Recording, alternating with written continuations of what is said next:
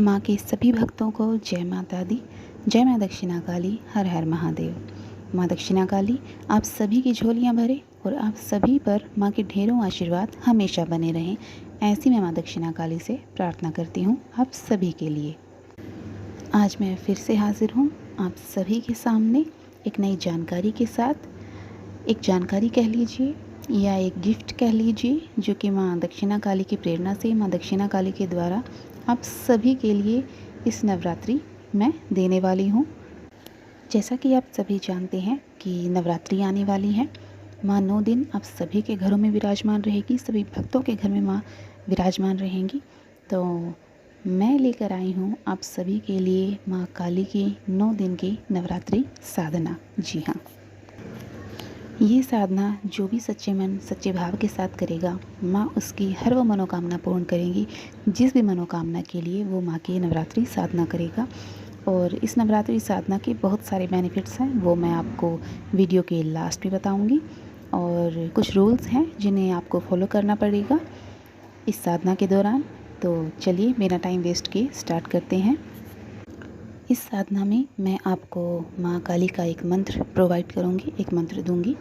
उस मंत्र से आपको माँ की साधना करनी है, उस मंत्र का आपको जाप करना है। अगर आप चाहते हैं कि माँ की कृपा, माँ दक्षिणा काली, माँ काली की कृपा आप सभी पर बने और आपको इस साधना का 100% रिज़ल्ट मिले, तो इसके लिए वीडियो को पूरा देखें और बताए गए स्टेप्स को फॉलो कीजिए। नवरात्रि के पहले दिन आपको माँ की चौकी सजानी है, कलश की स्थापना करनी है। इस बात के बारे में सभी लोग जानते हैं, सभी को पता होता है कलश स्थापना का और माँ की चौकी सजाने का। जो ये साधना आप लोगों को दी जा रही है, ये माँ दक्षिणा काली के द्वारा ही दी गई है। और आप, ये बहुत ही ईजी साधना है, कोई भी भक्त माँ का इसको कर सकता है, क्योंकि इसमें जो है आपको ज़्यादा कुछ करने की आवश्यकता नहीं है और आपको रिज़ल्ट 101% मिलेगा। कलश स्थापित करने से पहले आपको कलश के नीचे कुछ अनाज रखना है, चाहे तो गेहूँ रख सकते हैं या आप चावल रख सकते हैं। चावल ही रख लीजिएगा, चावल रखिए, उसके ऊपर आपको कलश की स्थापना करनी है। कलश के ऊपर जो आप नारियल रखेंगे उसको लाल चुनरी के साथ लपेट दीजिएगा। और उसके बाद आपको और क्या करना है, आपको माँ को श्रृंगार अर्पण करना है। जी हाँ, श्रृंगार अर्पण करना है आपको। श्रृंगार आप अपने सामर्थ्य के अनुसार माँ को अर्पण कीजिए, लेकिन सिर्फ 4 चीज़ें जो मैं आपको बता रही हूँ उन्हें आप स्किप नहीं कर सकते हैं। बाकी आपकी मर्जी है, आप माँ को श्रृंगार में क्या अर्पण करते हैं, क्या नहीं करते हैं। तो 4 चीज़ें वो कौन सी हैं मैं आपको बताती हूँ। माँ को एक चुनरी, सिंदूर, मेहंदी और चूड़ी, ये 4 चीज़ें आपको ज़रूर माँ को अर्पण करनी है। नवरात्रि के पहले दिन ही आप माँ को श्रृंगार अर्पण कर दें। माँ को श्रृंगार अर्पण करने के अलावा आपको अपने लिए भी नवरात्रि के पहले दिन ही माँ के श्री चरणों में जो है कुछ सामान रखना है। और नवरात्र की जब आप कढ़ाई कर लेंगे उसके बाद आप उस सामान को उठाएंगे। जिस टाइम माँ का श्रृंगार आप माँ को मंदिर में चढ़ाने जाएंगे उस टाइम पे आप उस सामान को उठाएंगे और उसे खुद धारण करेंगे। तो वो सामान क्या है, लड़कों के लिए अलग है, लड़कियों के लिए अलग है। लड़कियों के लिए पहले मैं बता रही हूँ, आपको जितनी चूड़ियाँ माँ को अर्पण करनी है उतनी आप अलग से रखें। उसके पास में ही आप जो है क्या करेंगे, आप अपने लिए जितनी आप धारण करना चाहती हैं, 1 दर्जन या 6 चूड़ियाँ अलग से उनको आप रख लेंगी। और उसको, और लड़के क्या करेंगे, लड़कों को जो है वो 1.25 मीटर का परांदा, जिसको हम बोलते हैं परांदा, आपको माँ के श्री चरणों में रखना है अलग से। माँ की पूजा तो आपको करनी ही करनी है, इसके अलावा आपको कलश की पूजा करनी है पूरे भाव के साथ में, क्योंकि जो शक्ति है, शक्ति का जो वास होगा, माँ की शक्ति का जो वास होगा वो कलश में ही वास होगा। तो इसलिए आपको कलश की पूजा पूरे मन और पूरे भाव के साथ करनी है, ये समझकर कि इसमें माँ का साक्षात वास है। और कलश में आप 1 रुपये का सिक्का भी डाल दीजिए। कलश की स्थापना हो गई है, उसके बाद में बारी आती है माँ के भोग की, कि आपको भोग क्या लगाना है। भोग आप माँ को अपने सामर्थ्य के अनुसार लगाइए, लेकिन माँ का एक भोग है जो आप स्किप नहीं कर सकते हैं, वो है मिश्री का। आपको माँ को सुबह शाम मिश्री का भोग जरूर लगाना है। इसके अलावा आप सुबह शाम जो भी फलाहार लेते हैं उसका भोग भी आप माँ को पहले ज़रूर लगाएं।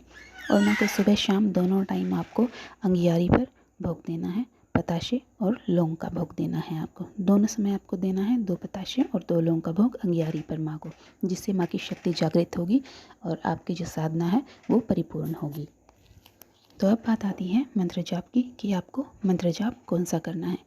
आप अपने सामर्थ्य के अनुसार जितनी आप माला करना चाहते हैं आप इस मंत्र की उतनी माला कर सकते हैं, लेकिन जितनी मैं आपको बताऊंगी उससे कम आप बिल्कुल भी जाप ना करें। आपको जो मैं मंत्र बता रही हूँ अभी बताऊंगी उसकी डेली आपको 10 माला जाप करनी है। अगर आप एक टाइम में एक जगह बैठ के नहीं कर सकते हैं तो आप 5 माला सुबह कर सकते हैं, 5 माला शाम को कर सकते हैं।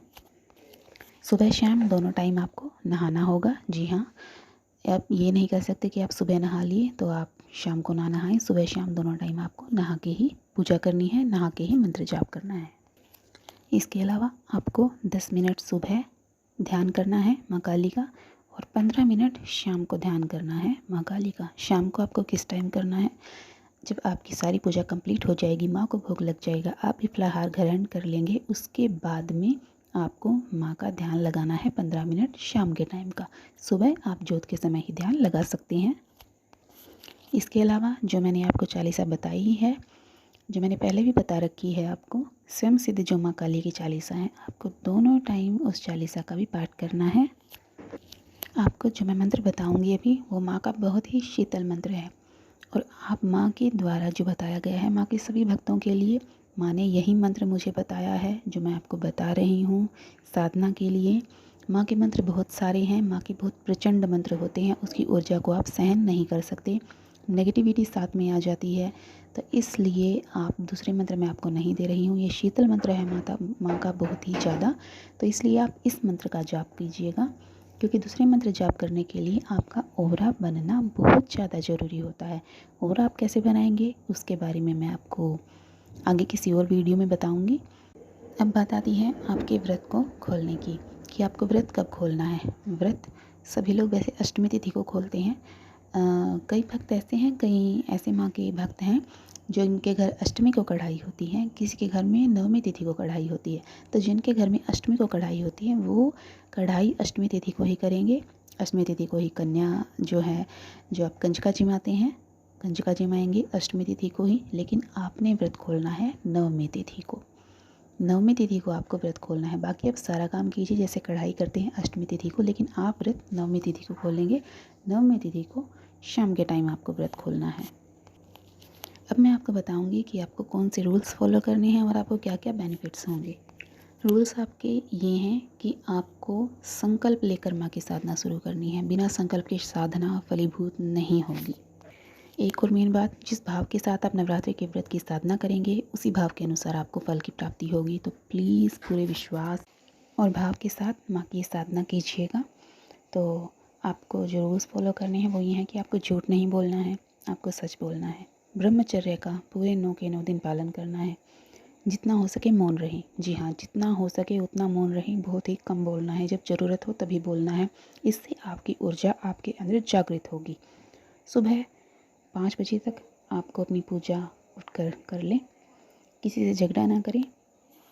ये आपके रूल्स रहेंगे।